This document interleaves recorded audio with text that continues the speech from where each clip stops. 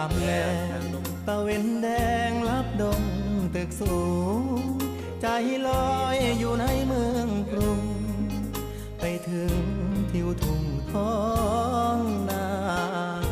คือทอดแม่พ่อสำบายบ่น้อยามลูกจากมาฝาเฮือนแอมตองมุงยา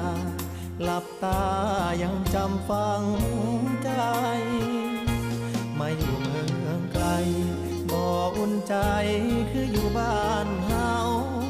หาปลาหน้าหวานเกี่ยวข้าวของขึ้นเหล้าลาบคงต้มไก่หนาวหมอกจางจางไอดินกลิ่นฟางยังค้างในใจหอมเอ่ยหอมกลิ่นเข้าเมยน้ำตาสิไหล